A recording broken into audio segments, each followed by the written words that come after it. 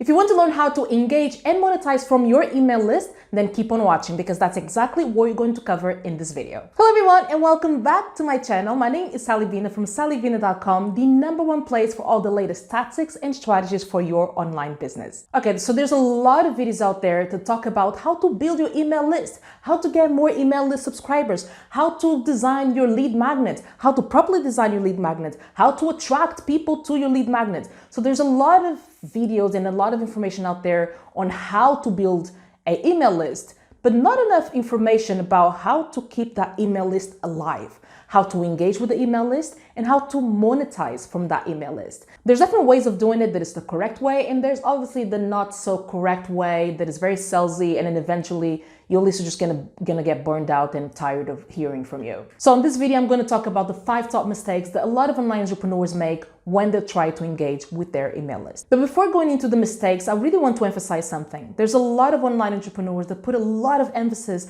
into growing their social media, so their Facebook, their Instagram, their TikTok now. And let me tell you, that is borrowed attention.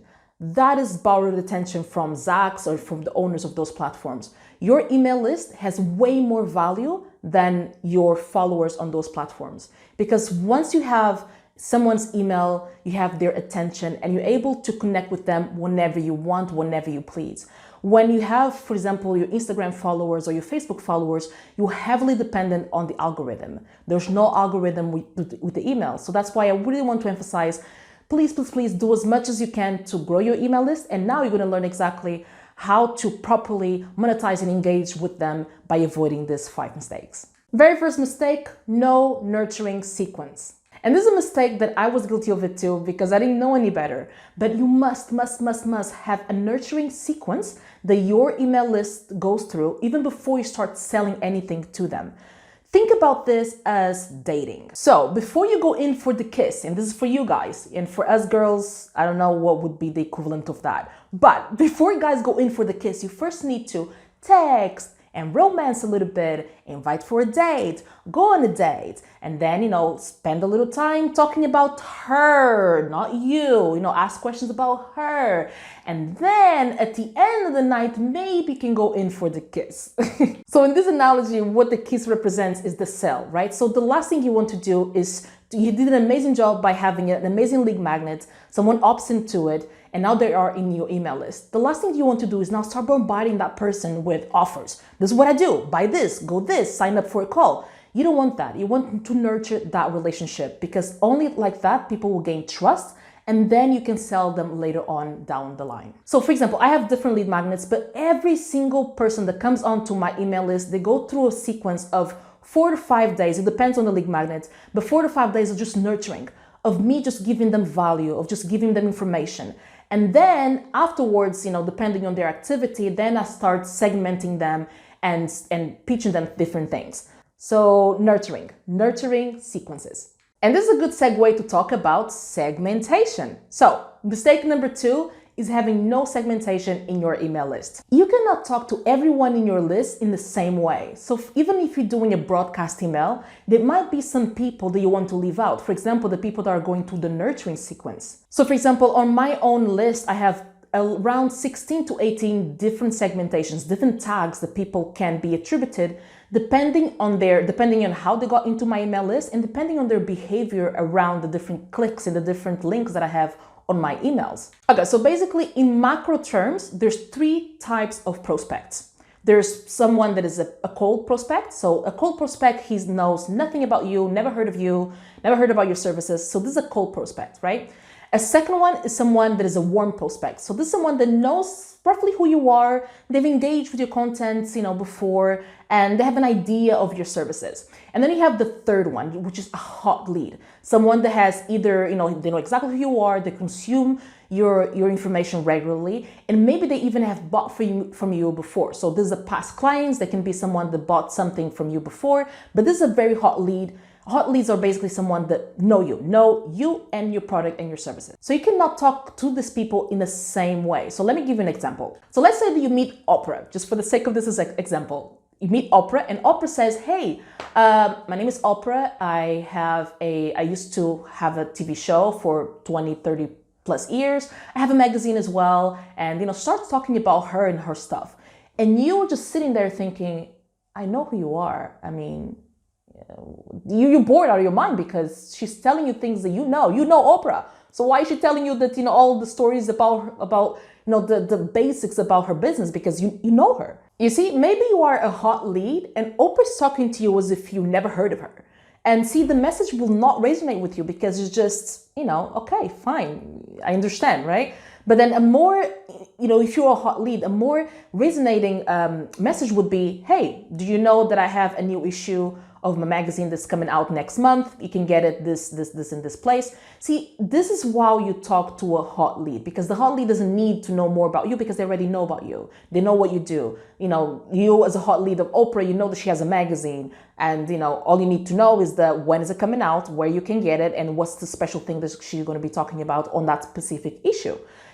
So important to really segment your email list and make sure that you're talking to the right person or giving the right message to the right lead. But before I go into secret number 3, make sure you download down below the number 1 secret that you must know if you want to grow your online coaching business to 6 figures without driving yourself crazy in the process. It's a report that is around 26 pages. It took me a long time to put this together, but everything that I talk about here are things that I just wish I knew this when I was first starting out. And it talks about, it talks about the number 1 secret that no one is talking about, but everyone does it. And then the other 4 secrets as well that are kind of like the support of the first one. Okay, so make sure you download it. I'll leave the link down below. Now on to secret number 3.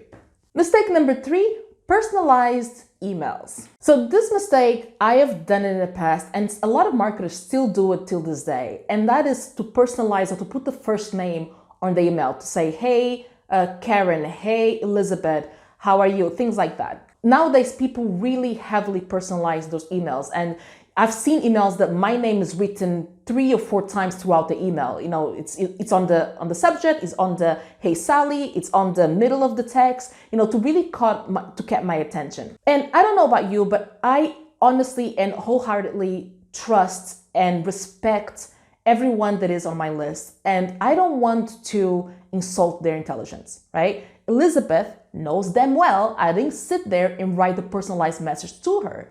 So putting her first name is a little bit of insulting, I think. So I believe that there's no need to put the first name of the person. And I understand that a lot of people do because they want to get their attention, but I prefer to get their attention with good content. That's how you do it. You create that trust. You create that trust with your prospect. And if they know that every mail that you send them is good information, there's value there, they'll open whatever subject line you put. If you put their name or not, they'll still open that email. So personalizing the email is something that is a little bit frowned upon and it's used a lot. So you'll stand out if you don't. Mistake number 4, and that is to ask your prospect to whitelist you on the very first email. So let's go back to the dating example that I just gave you. So we just started this relationship, right? So I just gave you my email, you send me the lead magnet that you promised you're going to send me, and everything is good. Now all of a sudden you want to get all this access into my inbox. No.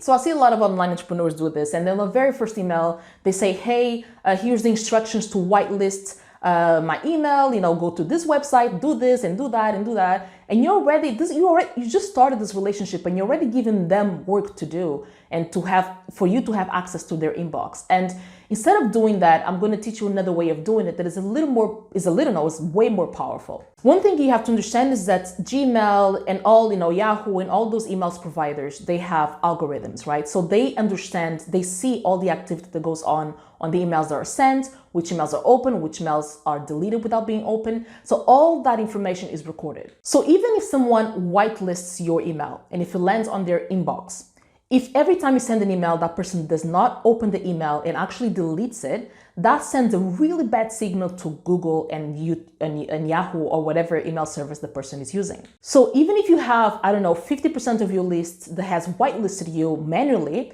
and if 50% does not open your email or actually deleting it, you might actually be hurting your deliverability's success. Gmail, and I've seen this happen very often, will just send you straight to spam the next time you send emails. So instead of enticing your new prospect to whitelist you, The best way to get whitelisted just like that is to actually engage in a conversation with your prospect. Ask questions in the email, and once someone answers that email, it's automatically, Gmail will see it as, oh, it's a conversation. So next time when you answer the answer that they gave you, you go straight to their inbox.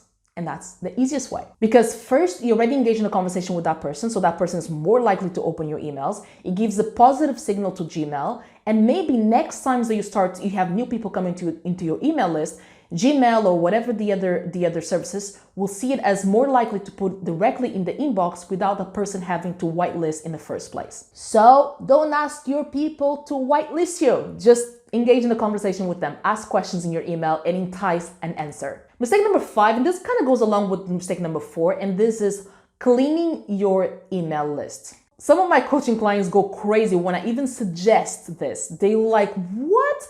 I worked so hard to get these people's emails. Why would I clean my email list? And that is for exactly the same reason. Let's say that you have around 15% of your list that for the past 6 months has not opened or engaged with your emails. Well, that sends a bad signal to Gmail, right? So you don't want to keep these people on your email list because they're not engaging with you anyway. So the best thing to do is to clean out your email list. I do it 2 times per year. And what I do, basically, I send a sequence. So the people that have not engaged with my emails or not opened or not clicked on anything, usually not opened, I send a 4 email sequence saying, hey, you're going to be deleted from my list. If you want not to be deleted, let me know. And so this email goes out for 4 days. And at the end, for the people that didn't come forward, I'll just delete them off my email list. And that way I'm able to keep an open rate above 67%, which is really unknown in this industry. So please make sure that you clean your email list just to keep it nice and clean, and make sure that you send emails to people that actually want to hear from you. So now you know the mistakes to avoid with your email list and to keep that momentum and be able to sell and have more sales, more calls for your business. So I really hope you enjoyed this video. Make sure to subscribe down below and hit the like button if you like this video, and share with the fellow entrepreneurs that you think that might benefit from the tips that I gave on this video. Until next time, big kiss. Ciao.